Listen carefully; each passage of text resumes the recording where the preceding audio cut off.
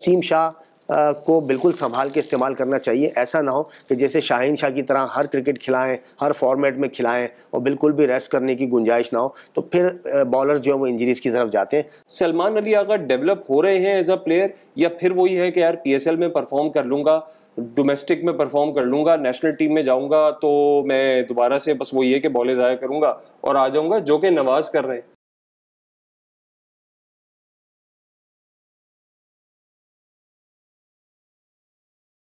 अस्सलामुअलैकुम and welcome to another episode of Bata presents. हमारा HPL PSL. हमारे studio में आज खुशियां हैं क्योंकि हमारी अपनी टीम, सारी टीम्स अपनी है, लेकिन हम न्यूज़ की टीम यानी Islamabad united has won the match convincingly, unconvincingly. इस पे बात करेंगे। लो स्कोरिंग मैच था, सब कुछ था, बट मैच की समरी देता चलूं तो मैच की समरी में कुछ हुआ यूं कि जनाब आला इस्लामाबाद यूनाइटेड ने टॉस जीता और टॉस जीतकर पहले बॉलिंग करने का फैसला किया कराची किंग्स के अगेंस्ट, और बड़े ही महदूद total 150 for the loss of 7 wickets पे कराची किंग्स को उन्होंने रोक दिया।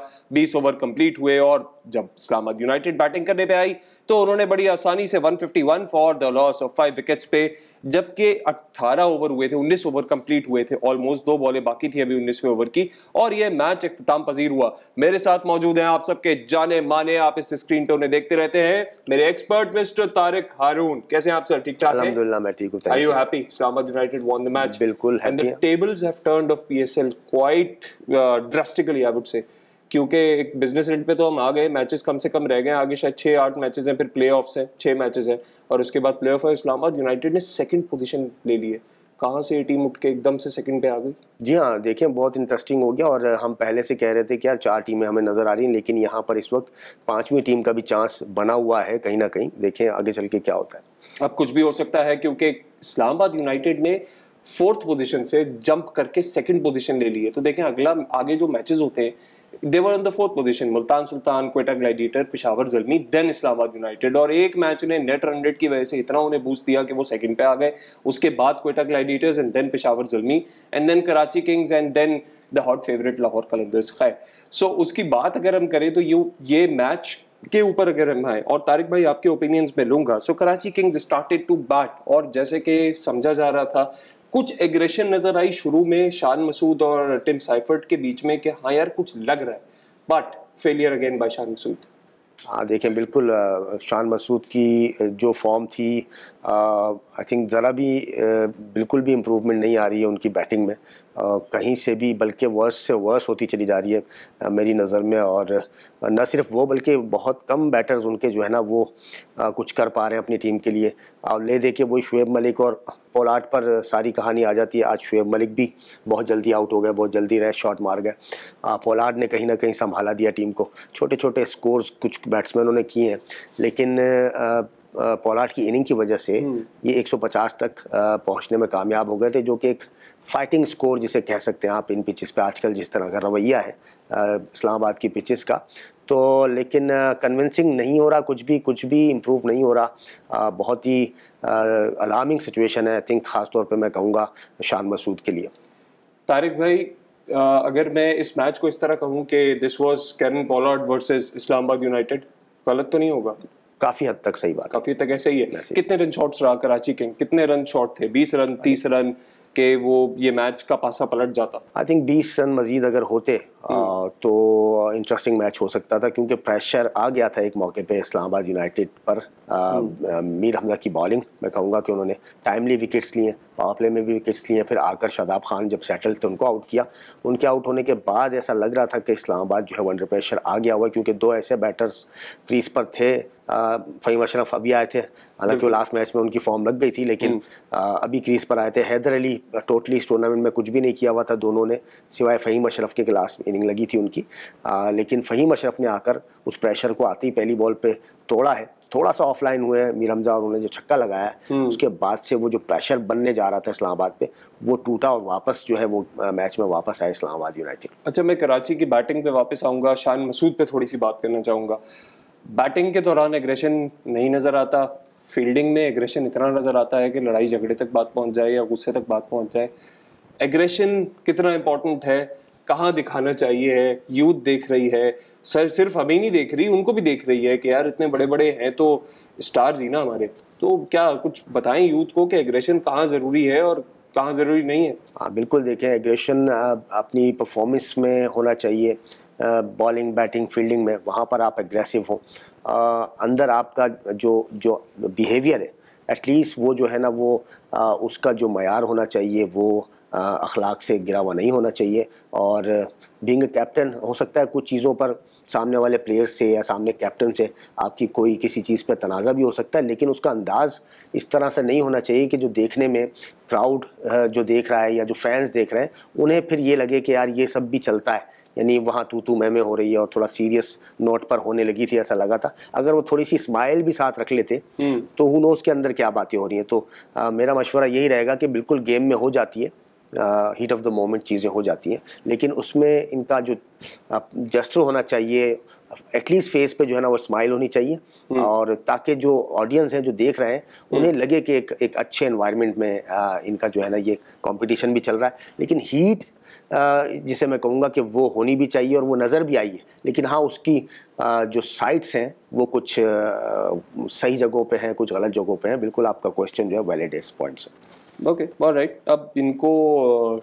टेस्ट कैप्टनसी तो है शान मसूद के पास, कौमी टीम की, हमारी पाकिस्तान टीम की।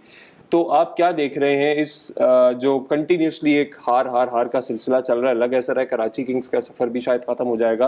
खैर 2 मैचेस हैं अभी, इनके 2 मैचेस बता देंगे, बट सीम्स लाइक दैट। तो इससे एक प्लेयर के कॉन्फिडेंस के ऊपर क्या प्रेशर होता है? अब ये इतना प्रेशर लेके अगर कोई टेस्ट सीरीज आगे है उसमें जाएंगे as a captain, would he be able to perform?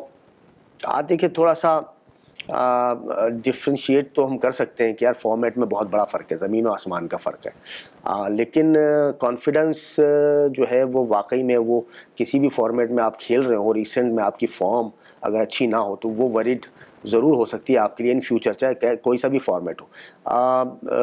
Captaincy उस पर भी क्वेश्चन मार्क है, तो बिल्कुल लैक ऑफ कॉन्फिडेंस होंगे ये अगर जाएंगे। लेकिन अभी चूँकि करीब में कोई ऐसी टेस्ट सीरीज़ ऐसा सच है भी नहीं, तो आई डोंट थिंक कि इनके ऊपर कोई फ्यूचर का प्रेशर होगा। लेकिन करंटली जो प्रेजेंट मोमेंट्स हैं वो आई थिंक वो बहुत ज़्यादा तशवीशनाक है for Shan Masood and his career, जो कि आगे चल के कुछ भी हो सकता है। क्या मुझे फिर आप ये भी बताएंगे कि Shan Masood, let's say if he's not capable enough or performing enough to be the test captain of the Pakistani team, who do you think is the second best choice for test captaincy of our national team?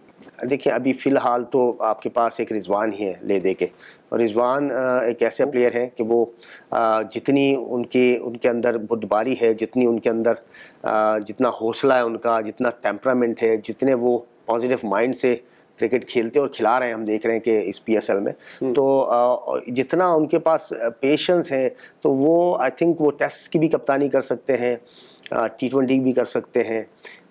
बीच में अगर आपने उनको बहुत ज़्यादा burden नहीं देना है तो एक वनडे का कैप्टन आप कोई और बना दें अगर चाहें तो।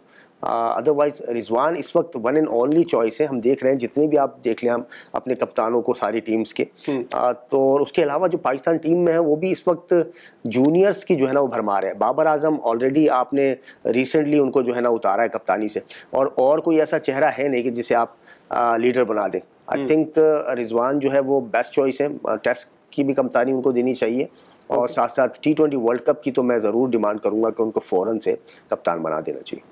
ठीक है, चले आज 150 रन तक फिर भी पहुंच गई कराची की टीम, टारगेट दे दिया। नसीम शाह नहीं थे, रेस्ट पे थे। अगर नसीम शाह होते तो क्या स्कोर होता?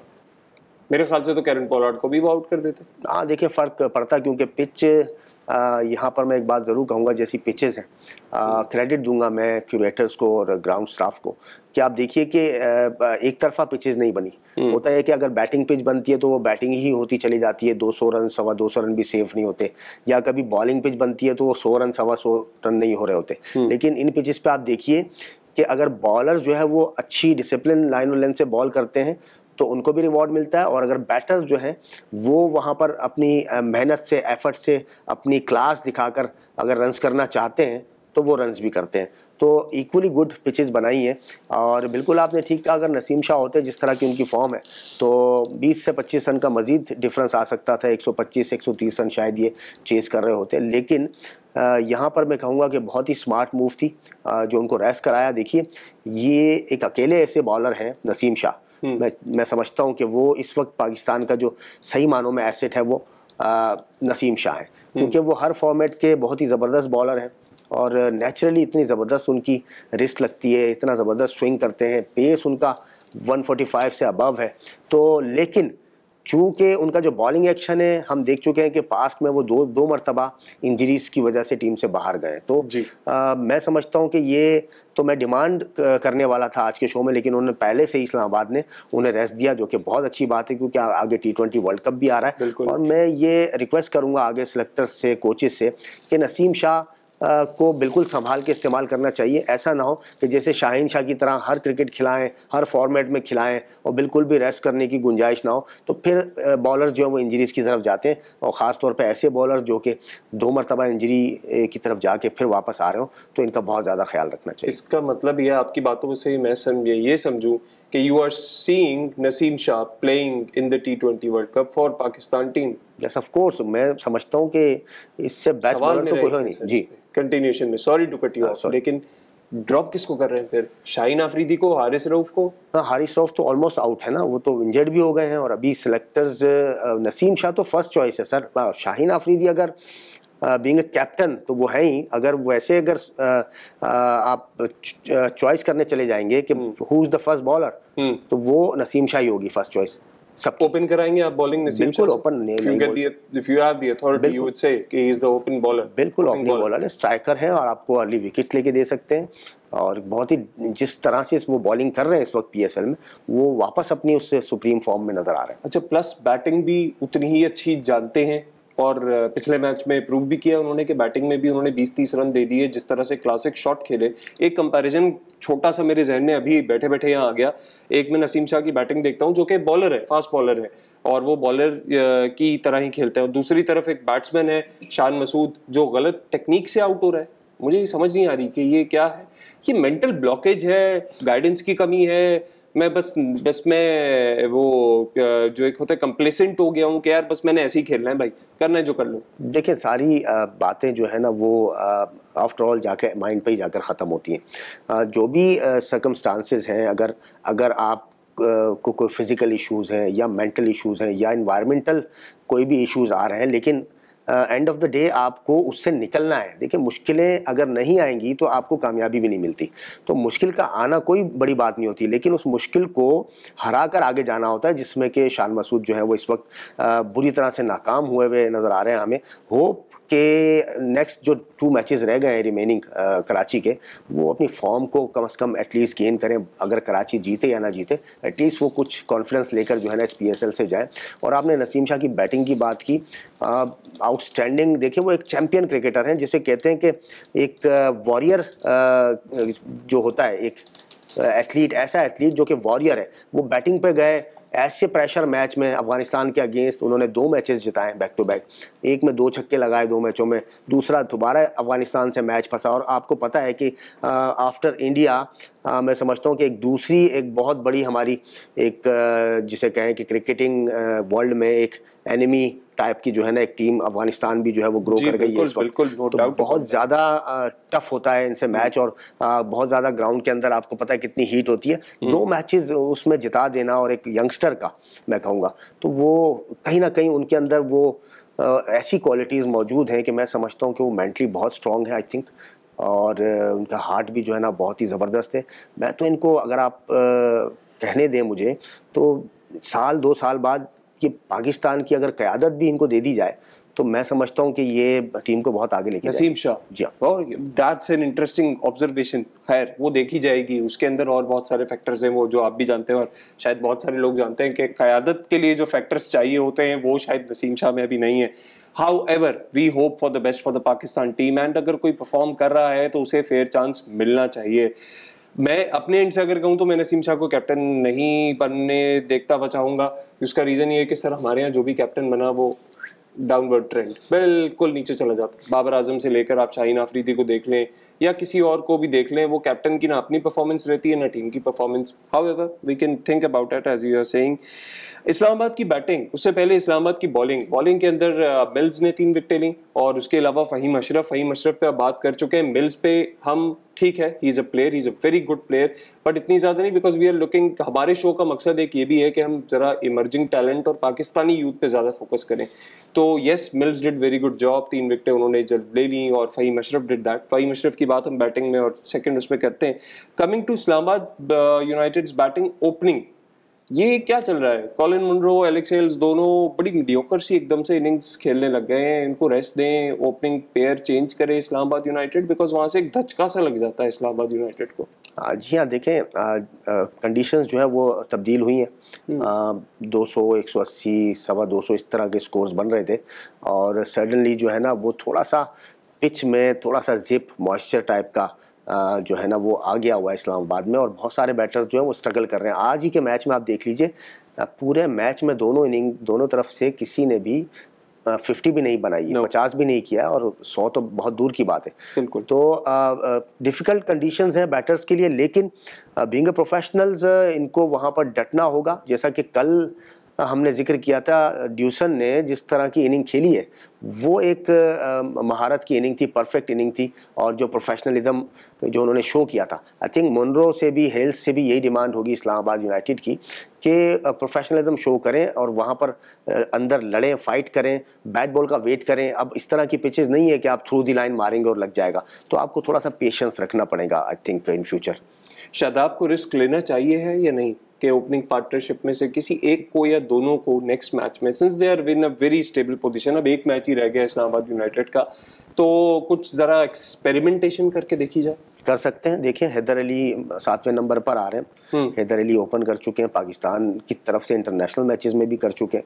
अगर वो खेल रहे हैं तो वो इस तरह से उन्हें यूटिलाइज कर सकते हैं, या अपने बेंच पे देखें अगर कोई यंगस्टर बैठा हुआ है बैटर्स में से तो उन्हें ज़रूर मौका दें, क्योंकि कोई फ़र्क नहीं पड़ता, वैसे भी ओपनर्स परफॉर्म नहीं कर रहे हैं। अगर वन ऑफ देम आप उनको रेस्ट भी करा देंगे तो वो उनके लिए भी एक अलार्मिंग सिचुएशन आ जाएगी कि यार मुझे कुछ करना चाहिए, और वो ग्रांटेड नहीं लेंगे अपनी इस पोजीशन को। और एक यंगस्टर जो है अंदर जाएगा तो वो पूरे दिल से जो है ना मेहनत करेगा, कोशिश करेगा और उसे उसका हक भी मिल जाएगा। तो आई थिंक करना चाहिए इस तरह का एक्सपेरिमेंट। आपने बात कर दी हैदर अली की, मैं थोड़ी देर में आने वाला था बट अभी बात छिड़ गई है। Haider Ali, where do you see him, what is his position? वो ऊपर नीचे शायद ज्यादा होते रहते हैं पोजीशन में अपनी बैटिंग ऑर्डर के अंदर, but what's his role in any team and be it the Pakistan team as well? देखिए, ये तो अभी तय होना बाकी है जो उनकी पोजीशन होगी, क्योंकि वो इतनी क्रिकेट खेले हैं, पाकिस्तान से भी खेले, और उसके बाद उनका एक डाउनफॉल आया, फेलियर आया, जो कि जाहिर है उनकी टेक्निक इतनी नहीं थी, अपने एक परफॉर्मिंग जोन में से होते हुए, परफॉर्म करते हुए वो पहुंच गए थे पाकिस्तान टीम में, और डेब्यू में कुछ रन्स भी बनाए थे उन्होंने, लेकिन चूँकि टेक्निकल फॉल्ट्स थे उनकी बैटिंग में, तो इंटरनेशनली तो बहुत मुश्किल होता है। फिर वो जो बॉलर्स आते हैं वो होमवर्क करके आते हैं बैटर्स के अगेंस्ट की इनकी टेक्निक क्या है, कहाँ इनके वीक पॉइंट है, कहाँ इनके स्ट्रॉन्ग पॉइंट है, तो वहाँ उनका फेलियर आया। तो आई होप सो कि उन्होंने इतने अरसे में, पिछले साल डेढ़ में, अपने उस फेलियर की वजह से अपनी टेक्निक पे काम किया होगा। और रिसेंटली तो हमारी नॉलेज में है कि इस्लामाबाद यूनाइटेड के साथ जो उनके परफॉर्मेंस कोच हैं हनीफ मलिक, मैं उनका नाम ज़रूर लूँगा, इज़ अ फैंटास्टिक कोच, और उन्होंने एक नई रूप फूंक दी है पाकिस्तान की क्रिकेट में। वो उनके होने से बहुत फ़र्क पड़ता है, और आज की इनिंग उनकी छोटी सी, उसमें थोड़ी सी झलक नज़र आई है ज़रूर, कि दिलेरी तो उनमें थी, पहले भी थी और अब भी है, लेकिन उन्होंने 360 खेलना शुरू किया है। अब राइट आर्म लेग स्पिनर को एक्स्ट्रा कवर पे छक्का मारा है, और फिर जो है वो पुल पे भी चौका मारा है, तो थोड़ा सा उनके गेम में निखार, और उनकी डिसीजन मेकिंग जो है बॉल पर, वो थोड़ी सी मुझे बेहतर लगी। हालांकि छोटी सी इनिंग है, तो इसीलिए मैं कहना चाहूँगा कि अगर उन्हें अप द ऑर्डर जो है वो ट्राई किया जाए, तो हो सकता है कि उनका भी स्टेटस जो है अब मालूम हो जाए कि हाँ उन्होंने कुछ इम्प्रूव किया है कि नहीं, तैयार है फ्यूचर के लिए हम इन्हें कहाँ देखते हैं। आपने हनीफ मलिक का नाम नहीं लिया, सिर्फ आपने नहीं लिया, हैदर अली ने भी लिया है। हैदर अली को जब बुलाया गया एक जो मैच के बाद उनसे इंटरव्यू लिया गया, तो उन्होंने स्पेसिफिकली ये चीज बोली, again the things which we were pointing out from the beginning of the show, almost the beginning of the show. उनसे कोई सवाल नहीं हुआ, उनका इंटरव्यू खत्म हो गया, उन्होंने रोक के होस्ट को कहा कि I would like to take a name, Hanif Malik, उनका बहुत बड़ा साथ रहा, उनका बहुत बड़ा कंट्रीब्यूशन है कि मैं आज यहाँ खड़ा हूँ। Sir what is this? देखिए, मैं इस प्लेटफॉर्म के तवज्जुह से मैसेज देना चाहूँगा, ना सिर्फ हैदर अली को, वो तो कह चुके हैं, और भी 2-3 प्लेयर्स ने नाम लिया हनीफ मलिक का। मैं तमाम यंगस्टर्स को और तमाम जितने भी, चाहे वो कौमी टीम के प्लेयर्स हों, PSL के हों, मैं उनसे रिक्वेस्ट करूँगा कि खुदारा इस तरह से मत लीजिए नाम किसी का। इससे क्या हो जाएगा, आप उनको कहाँ सर पे बिठा रहे हैं, उनकी ज़रूरत नहीं है। देखिए, ये उनकी जॉब है। आफ्टर ऑल कोई भी है जो आपके साथ लगा हुआ है, ही इज़ अ फैसिलिटेटर, और वो इस जॉब के जो है वो चार्ज कर रहे हैं, उन्हें उसका जो है ना मुआवजा मिल रहा है इस जॉब के करने का। तो वो कोई आप पर एहसान नहीं कर रहे हैं, वो आपके फैसिलिटेटर हैं। आपको उनका नाम लेना है तो किसी पर्सनल इंटरव्यू में ज़रूर लीजिए, इसमें कोई मुज़ायका नहीं है। और एक आदमी तो होता नहीं है किसी की सक्सेस के पीछे, एक पूरी कहानी होती है, एक पूरा कारवां होगा। आप सबका बताइए कि कहाँ कहाँ लोगों ने आपको सपोर्ट किया। लेकिन यहाँ पर मैं कहूँगा कि मुझे ये बात मालूम है कि हनीफ मलिक भी इस बात से खुश नहीं है, क्योंकि जब सबसे पहली मर्तबा उनका नाम लिया था सऊद शकील ने ऑस्ट्रेलिया में, तो मैंने उन्हें बताया था, मैंने उन्हें कॉल की कि मैंने कहा यार आपका नाम लिया है, तो वो डिसअपॉइंट हुए। उन्होंने मुझसे लिटरली ये कहा कि यार मैंने हालांकि मना किया था कि नाम मत लेना।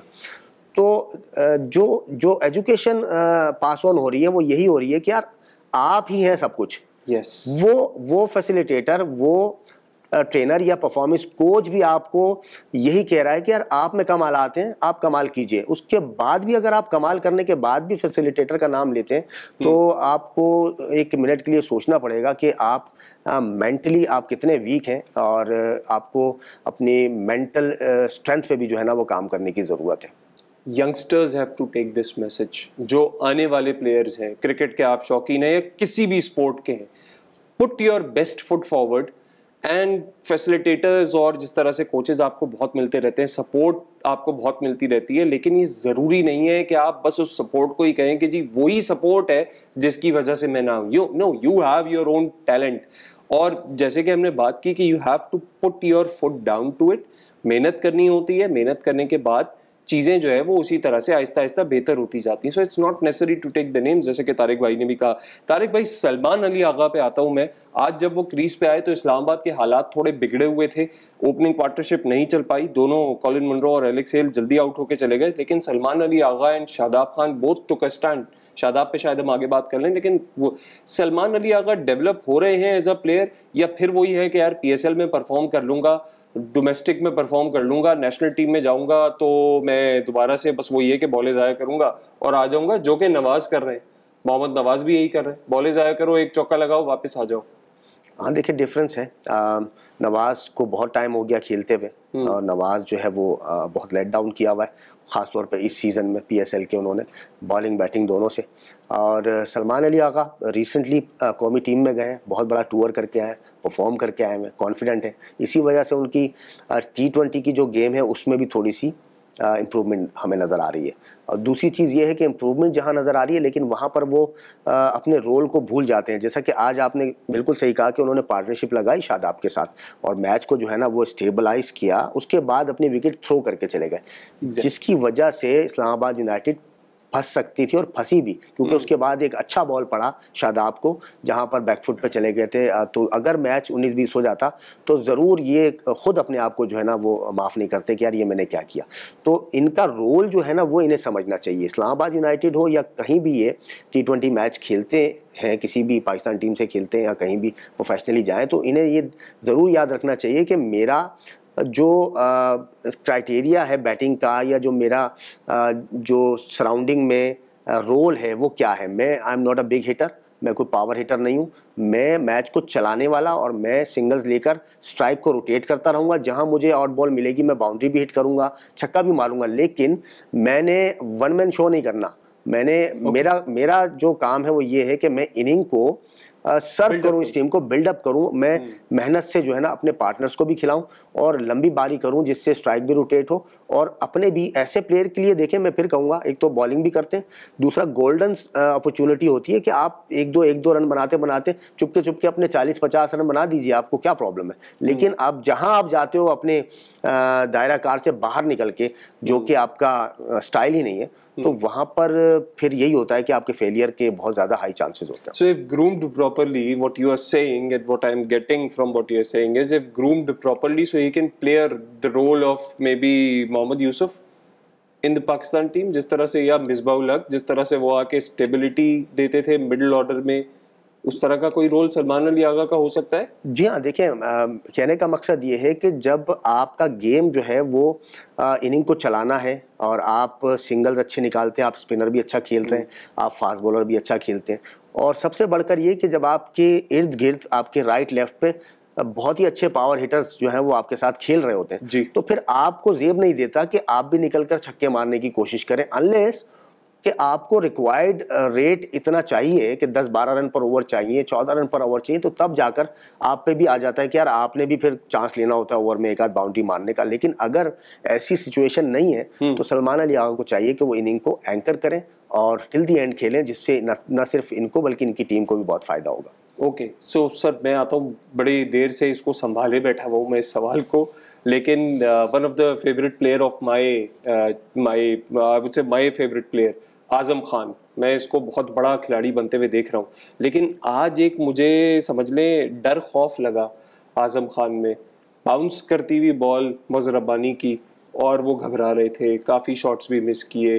तो ये अगर ऑस्ट्रेलिया टूर पे जाएंगे या अगर इंग्लैंड टूर पे जाएंगे, वहाँ पे बाउंसर्स आएंगी तो क्या होगा? मुझे तो ऐसा लग रहा है कि जैसे मज़हर रब्बानी को देखते हुए, कराची किंग्स के जो बॉलर हैं उनको देखते हुए, कि कोई भी बैट्समैन हमारा तैयार नहीं है बाउंस को खेलने को. हाँ, नहीं ऐसा नहीं है. आई थिंक मज़हर रब्बानी को पुल पर छक्के भी लगे हैं, सऊद शकील ने भी मारा है, आई थिंक और भी बैटर्स हमारे उन्होंने मारा. आज की जो सिचुएशन थी ना वो अलाउ करती थी आजम खान को कि वो स्टे करें क्रीज पर और थोड़ा सा लंबी इनिंग खेले. उन्हें बैटिंग ऑर्डर में आप देखें प्रमोट भी कर दिया गया था इसी वजह से, और वो खेल भी उसी स्टाइल से रहे थे. बदकिस्मती से वो मिस क्यू कर गए, खेलना चाहते थे लॉन्ग ऑफ की जानिब और इनर पार्ट लगा और कॉटन बोल्ड हो गए. तो अदरवाइज आजम खान बहुत अच्छे पुल हुक मारते हैं, फास्ट बॉलर्स को हमने देखा है, और वो डरते तो नहीं है, डर खौफ उनमें नहीं है, लेकिन चूंकि सिनेरियो उनको ये अलाउ करता था और सिचुएशन ऐसी थी कि अननेसेसरी जो है ना वो शॉट मारने की ज़रूरत नहीं थी. और तो दूसरी चीज़ ये कि पिच में थोड़ा सा एक्स्ट्रा बाउंस भी मौजूद है, जिसकी वजह से अगर वो ट्रू पिच होती तो आजम खान ने तो सिर्फ बल्ला ही लगाना था, एक ऊंचा उठता हुआ बॉल आए तो वो खुद अपने पेस से भी बाहर चला जाता है. लेकिन कंडीशन जो थी वो ऐसी थी कि जहाँ पर केयरफुली बैटिंग करनी थी. तारिक भाई, एक मेरे बात जहन में आ रही है, आजम खान से रिलेटेड तो नहीं है लेकिन कुछ अरसे से घूम रही है, सोचा आपसे पूछूं. यार ये एक होता है बैट्समैन जो छक्का लगाने जाता है या बाउंड्री करने के लिए जाता है. हम देखते हैं कि अक्सर पाकिस्तानी टीम में ऐसे प्लेयर होते हैं या बैट्समैन होते हैं, जब वो लगा रहे होते हैं तो वो फ्लैट सिक्स नहीं होता, वो बॉल जिसको कहते हैं शायद कि बॉल खड़ी हो जाती है. ये क्या सिलसिला है? ये हमारे पास ऐसा ज़्यादा क्यों है? मतलब लोग, मैं एक आपको इसको अगर ब्रीफली करके बताऊं तो मेरा एक अच्छा दोस्त है, वो मुझे कहता है यार रेडियो पे कमेंट्री सुनो, पाकिस्तान टीम की बैटिंग हो या किसी इंग्लैंड की या किसी भी टीम की बैटिंग हो, कहते हैं और ये उड़ता हुआ शॉट और छक्का, और अगर पाकिस्तानी टीम की बैटिंग हो तो वो कहता है कमेंटेटर और ये उड़ता हुआ शॉट और ये कैच. उसकी वजह ये है कि यार गलत शॉट है. क्या मतलब, क्या प्रॉब्लम क्या है ये? देखिए ये जब भी मिस हिट होगी, जब भी मिस क्यू होगा तो फिर ग्राउंड के अंदर ही रहना है बॉल ने. सर ये हमारे साथ मिस क्यों है? दूसरी टीम्स में नहीं है? सबके साथ होता है, ऐसा नहीं है. मिस हिट करते हैं प्लेयर्स, आज भी किया है, जैसे पोलार्ड ने किया, पिछले मैच में किया है. मिस हिट होती है, वो मारा कहीं था, गई कहीं खड़ी हो गई, कैच हो गया, तो वो होता है. लेकिन हमारे प्लेयर्स के साथ जो क्वेश्चन है, एक आम क्रिकेटर का, जाहिर सी बात है क्रिकेटर का नहीं है, एक आम फैन का है, क्रिकेट लवर का है, तो वो जज्बात इसमें मुझे बहुत ज़्यादा नज़र आ रहे हैं रादर देन के कोई टेक्निकल क्वेश्चन हो. क्योंकि जज्बाती तो ज़रूर है, हमारी जो नेशन है और क्रिकेट को लेकर को बहुत ज़्यादा जज्बाती है. लेकिन बिल्कुल हाँ, मैं इस बात से भी इनकार नहीं कहूँगा कि कहीं ना कहीं थोड़ी सी ज़रूरत इस बात की ज़रूर है कि ऐसे मिडल करने वाले, ऐसे टाइम करने वाले प्लेयर्स हों. जैसे कि हम देखते हैं कि इफ्तिखार जिस तरह से छक्के मारते हैं, जब उनके बल्ले पे लगता है तो वो लगता है कि हाँ ये ग्राउंड से बाहर जाएगा। माजी में जैसे शाहिद आफरीदी मारा करते थे मोस्ट ऑफ द टाइम, उनकी भी बॉलें खड़ी हो जाती थी, सिक्स होता था, लेकिन मोस्ट ऑफ द टाइम उनकी मिसड भी छक्का हो जाया करती थी। बिल्कुल बिल्कुल इसी तरह तो वो पावर है उनके फॉलो थ्रू में।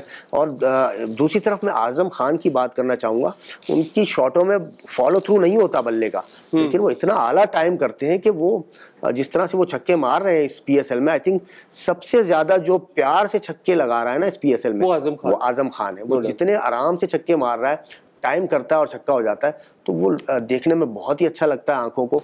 और इसी तरह की जो है ना वो टेक्निक और टाइमिंग चाहिए होती है बैटर्स को। बहुत ज़्यादा ज़ोर से मारने की ज़रूरत नहीं होती। अगर आप टाइम अच्छा कर सकते हैं, आपकी बेस अच्छी बनी हुई है, आपके हैंड्स अच्छे हैं, आपकी आई ऑन द बॉल है, तो आपका कॉन्फिडेंस हाई है, तो आप कहीं भी छक्का मार सकते हैं। कह दूं बूम बूम आजम खान कह लें, चलेगा? कह सकते हैं double boom. Double boom, yes true that, double boom, very rightly said, double boom. अच्छा, आपने कहा जज्बाती फैन, जज्बाती क्रिकेट लवर, बिल्कुल हूँ। और मुझे जब इस तरह की खबरें मिलती हैं या चीज़ें होती हैं जो अब मैं डिस्कस करने जा रहा हूँ, और मैं चाहूँगा आप इस पर ज़रूर कॉमेंट दें अपना। यार कोच ढूंढा जा रहा है पाकिस्तान टीम का, क्योंकि मोहम्मद हफीज़ जो अपनी रिस्पॉन्सिबिलिटीज़ निभा रहे थे, इस टेन्योर इज़ ओवर, और कोच ढूंढा जा रहा है। और खबरें ये हैं कि जी जो पीएसएल में 3 बड़े नाम हैं, I won't take names over here, but जो 3 बड़े नाम हैं उनको, इंटरनेशनल नेम्स हैं, उनको शायद कंसीडर किया जाए। सरकार, हमारे पास क्या लेजेंड्स की कमी है? कोच की, मेंटर की कमी पड़ गई है? कोई क्रिकेटर नहीं पाकिस्तान ने दिया इंटरनेशनल ग्लोबल लैंडस्केप पे जो कोचिंग कर सके हमारी टीम की? कहीं भी कमी नहीं है। बात सिर्फ ये है कि घर की मुर्गी दाल बराबर, ये यहाँ पर रहता है। और एक और मुझे जो इनसे शिकायत है, वो शिकायत ये है कि अव्वल तो ये पहले अपने लोकल कोचेस को लाते नहीं है, लाना नहीं चाहते। बिल्कुल, ये बिल्कुल बाहर ढूंढ रहे होते हैं कि कोई आए और आकर कोच कर जाए। और दूसरी बात, अगर कभी वो ले भी आते हैं तो फिर इस कदर उन्हें जो है ना वो इख्तियारात दे दिए जाते हैं कि फिर वो इख्तियारात उस कोच से, लोकल कोच से भी नहीं संभलते। यानी वो 2-2, 3-3, 4-4 चीज़ों पे जो है ना वो, यहाँ तक कि लोकल सिलेक्शन में भी जाकर जो है ना वो इन्वॉल्व हो जाते हैं, कोचेस की अपॉइंटमेंट में भी इन्वॉल्व हो जाते हैं, और हर तरह से इन्वॉल्व हो जाते हैं। तो मैं समझता हूँ कि थोड़ा सा जो डोमेन है ना, डोमेन वो उसको सेपरेट रख के लोकल कोच ही रखें आप, लेकिन उनको पाकिस्तान टीम की कोचिंग, पाकिस्तान का जो स्क्वाड है या एनसीए में कुछ चीज़ें अगर करनी है तो वहाँ तक महदूद रखें। और उससे नीचे आकर उनको इतनी ज़्यादा जिम्मेदारियाँ न दे दी जाए कि फिर वो उनसे संभाली भी ना जाए, और फिर उसकी वजह से उनके जो है ना एरर्स इतने सामने आते हैं कि फिर वो शिकायत का एक पेंडोरा बॉक्स खुलता है कि वो यहाँ भी हाथ मार रहे हैं, वो यहाँ भी हाथ मार रहे हैं, वो ये बात भी कर रहे हैं। जस्ट लाइक अभी रिसेंटली हफीज़ की बात की जाए तो उनसे इसी किस्म की शिकायत जो है ना वो आना शुरू। उससे पहले मिसबाह उल हक के टाइम में आप देखिए, मिसबाह को कितनी सारी चीज़ें दे दी गई थी। 3-3 जॉबें कर रहे थे वो, ना सिर्फ वो हेड कोच थे, वो सिलेक्शन कमेटी के भी हेड थे, वो कोचेस कमेटी के भी हेड थे, और वो गवर्निंग बोर्ड के भी मेंबर थे, और पता नहीं क्या क्या जिम्मेदारियां दे दी जाती हैं। तो आपको पाकिस्तान टीम का कोच चाहिए, हेड कोच चाहिए, तो आप उसका जो डोमेन है, जो उसकी जॉब है स्पेसिफिक, अगर वहीं रखें तो बाकी काम जो है वो दूसरे कोचेस अपने अपने डोमेन में रह के करेंगे, लोकली अपने रीजन्स में, अपने डिस्ट्रिक्ट्स में। तो लोकल कोच उनकी कमी नहीं है पाकिस्तान में। बहुत से ऐसे कोचेज़ हैं जिन्होंने लेवल 4 किया हुआ है, लेवल 4 कंप्लीट करके घूम रहे हैं पाकिस्तान में। इंटरनेशनल क्रिकेटर्स भी हैं वो, ऐसा नहीं है कि वो फर्स्ट क्लास क्रिकेटर हो सिर्फ, लेकिन अगर फर्स्ट क्लास क्रिकेटर भी हैं और अगर काबिल हैं और माजी में उन्होंने अपनी कारकर्दगी दिखा दी है जूनियर टीम्स के साथ। देखिए हनीफ मलिक का हमने नाम लिया, उन्होंने दिखाई है अपनी कारकर्दगी। आजम खान ने बहुत ज़्यादा जूनियर लेवल पे टीमें जो हैं जिताई हैं। मोहम्मद मसरूर की परफॉर्मेंस आपके सामने है। और अगर उसके अलावा चले जाएं तो जलालुद्दीन जो है वो मौजूद है जिन्होंने लेवल 4 किया हुआ है, और 1-2 कोचेज़ और भी हैं जिन्होंने लेवल 4 किया हुआ है, इस वक्त मुझे नाम याद नहीं आ रहे, जो कि लोकल हैं और वो काबिल भी हैं। तो ज़रूरत इस बात की है कि आप अपनों पे भरोसा कीजिए, ताकि जो कम्युनिकेशन का जो गैप है वो कम से कम हो, और चीज़ों को समझने में जो है वो आसानी हो लोगों के। सर, दोस्ती की कमी तो नहीं है? देखें, ये तो बिल्कुल, ये हमारा एक मैं सीधी बात करने वाला आदमी हूँ, because you are the expert. I know you are the cricketer and you are the expert, but मैं तो जज्बाती फैन हूँ। लाइकिंग डिसलाइकिंग का हमारे यहाँ बहुत ही, जिसे कहते हैं कि एक डार्क पहलू है जो कि नहीं होना चाहिए। आप काबिलियत देखें, भले से अगर आप, मैंने बात ना किसी वजह से करी है जी, सॉरी आपकी बात काट रहा हूँ। वजह ये कि आपको तो अंदाजा होगा सैलरी स्ट्रक्चर में भी बहुत बड़ा फर्क है। एक इंटरनेशनल कोच जब आता है और एक जब अगर लोकल कोच गलती से आ जाता है तो उसके सैलरी स्ट्रक्चर में भी एटलीस्ट मेरी नॉलेज में ये है कि बहुत बड़ा फर्क है। ऐसा है? देखिए ऐसा ही है, जब फॉरेन कोच आएंगे तो वो डॉलर्स में आपसे सैलरी मांगेंगे सिंपली, और वो फिर इंटरनेशनल स्टैंडर्ड के मुताबिक आपको देनी पड़ेगी। वो उसमें आपकी पेमेंट भी आप जो है वो ज़्यादा करना वहाँ पर आपको करनी पड़ती है। बिल्कुल। उससे भी आपको अगर लोकल कोच रखते हैं तो आप वहाँ भी अपनी टीम का, अपने मुल्क का फ़ायदा कर सकते हैं। दूसरा आपने बात की कि एंगलिंग की और अंडरस्टैंडिंग की, दोस्ती यारी की, तो बिल्कुल ऐसे ही होता है। जो मिसबाउल हक के सिनेरियो में या हफीज़ के सिनेरियो में मैं यही कहूँगा कि जब इन्हें लाए गए तो इन्हें सब कुछ ही दे दिया गया कि भाई आप ही चलाओ पूरी क्रिकेट, तो ऐसा भी नहीं होना चाहिए। और फिर या तो फिर लाते ही नहीं है आप, हाँ, या तो बिल्कुल माइनस कर देते हैं या फिर ला के इतना प्रेशर देते हैं कि वो परफॉर्म ना कर सके या डिलीवर ना कर सके, और फिर कहते हैं देखो जी ये लोकल को किया। तो एक और बात मैं इसमें ऐड करूंगा। रिसेंट पास में हनीफ मलिक और मोहम्मद मसरूर ये दोनों लेकर गए हैं शाहीन को, और इन्होंने ऑस्ट्रेलिया में भी बेहतरीन परफॉर्मेंसेस करके आए और एशिया कप जीत कर आए हैं। ये दोनों कोचेस थे। तो उसके बाद हुआ क्या, होना तो ये चाहिए था कि वो उनकी प्रमोशन होती कोचिंग में। उसके बाद हुआ ये कि वो दोनों कोचेस कहीं भी नहीं थे, और मोहम्मद मसरूर उन दोनों में से सिर्फ एक अंडर 19 वर्ल्ड कप के असिस्टेंट कोच बनकर उनको बना दिया गया और भेजा गया, और जबकि उनके जो हेड कोच थे वो मोहम्मद यूसुफ थे। तो असल में यहाँ पर जब हकदार को उसका हक ही नहीं दिया जाएगा, इंसाफ ही नहीं होगा, तो फिर कैसे चीज़ें ठीक होंगी। और ज़रूरत इस बात की है कि अगर कोई इस काबिल है आपके अंदर मौजूद है, तो फ़ख्र की बात होनी चाहिए आपके लिए, ना कि आप जेलस होने लग जाएं और आप जो है लोगों के रास्ते रोकने लग जाएं। तो जब आप रास्ते रोकेंगे तो आपको भी कामयाबी नहीं मिलेगी, और वही हो रहा है हमारे यहाँ। बिल्कुल ऐसा ही है। और ये तो खैर हमारी कुछ बात, तारिक भाई हम बातचीत करते रहेंगे तो शायद हम कंटिन्यूसली बातचीत करती रहेंगे, बातें कभी खत्म नहीं होंगी। But we have another match coming up, और वो बड़ा इंपॉर्टेंट और इंटरेस्टिंग मैच है दोनों टीमों के लिए। Peshawar Zalmi versus Quetta Gladiators. क्या कहिएगा, दोनों टीमों के लिए बड़ा कड़ा मुकाबला है। एक शायद 3rd प्लेस और 4th प्लेस के अब सिचुएशन आ गई है। Quetta on 3rd right now, Peshawar on 4th। Flip होता हुआ देख रहे हैं आप पॉइंट्स टेबल को? जी बिल्कुल, इनमें से जो विन करेगा आई थिंक वो 2nd पोजीशन को ग्रैब करेगा। सेकंड तो अभी इस्लामाबाद यूनाइटेड है। हाँ, लेकिन पॉइंट्स खुशी रहने दें, हमारी अपनी टीम है। पॉइंट्स जो है ना, पॉइंट्स वो 8 9 ईच है। हाँ। तो इनमें से जो विन करेगा तो वो 11 पे चला जाएगा, तो ऑटोमेटिकली वो 2nd पोजीशन पे चला जाएगा। अगर मुल्तान सुल्तान के जो है 12 पॉइंट हैं, तो वरना 1st पोजीशन पे भी जा सकता है थोड़ी देर के लिए। तो मैचेस बहुत अच्छे हो गए हैं। देखें आज का मैच भी बहुत ही ज़बरदस्त था। शायकीन क्रिकेट के लिहाज से अगर आप देखें कि यार कौन जीतेगा, और जो जीतेगा वो आगे जाएगा, जो हारेगा वो पीछे रह जाएगा। इसी तरह कल का जो मैच है दोनों टीमों के लिए बहुत ही इंपॉर्टेंट है, और दोनों टीम्स की जो परफॉर्मेंसेज है वो अच्छी बुरी हो रही हैं, और लेकिन थोड़ा सा एज जो है वो ज़ल्मीज़ को हासिल है कि वो जीतते हुए आ रहे हैं, और दूसरी तरफ जो है वो क्वेटा अंडर प्रेशर है, क्योंकि जिस तरह से वो पिछले मैच में उन्होंने परफॉर्म किया है। We hope and we pray के क्वेटा उस तरीके से परफॉर्म ना करे और बहुत बेहतर करे। तारिक भाई की फेवरेट टीम है भाई, इसी का ख्याल कर लो और थोड़ा परफॉर्म कर लो और थोड़ा मैच को इंटरेस्टिंग बनाओ।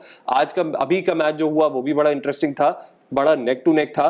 तो अब ये जब मैच हो जाएगा पेशावर ज़ल्मी वर्सेस क्वेटा ग्लैडिएटर्स, तो जो भी सिचुएशन होगी, बातें होंगी, एनालिसिस होंगे, उसके लिए हम आपके पास दोबारा आएंगे। हम अभी जा कहीं नहीं रहे। एक इंपॉर्टेंट मैसेज है जो आपको मैं देना चाहूंगा, बाटा का स्नीकर फेस्ट अभी भी चल रहा है और सैकड़ों किस्म की वैरायटी आपके पास अवेलेबल है बाटा के स्नीकर फेस्ट में। हमने तो पहने हुए हैं, हम तो एंजॉय कर रहे हैं बाटा के स्नीकर्स को। आप भी जाइए बाटा के आउटलेट पे और एंजॉय जरूर कीजिए, अपनी फेवरेट पेयर लीजिए, खरीदिए। It's very comfortable and very stylish as well. So till the next match happens, we will be right back here only on Hum News digital platforms, which you can like, subscribe, share the videos and comment as well. आप हमें बता सकते हैं कि आप क्या show में देखना चाहते हैं या क्या डिस्कशन करना चाहते हैं. We will discuss those as well. So till then, next time, me from the platform of Bata Presents Hamara HBL PSL signs off with Tariq Bhai. Thank you. Allah Hafiz.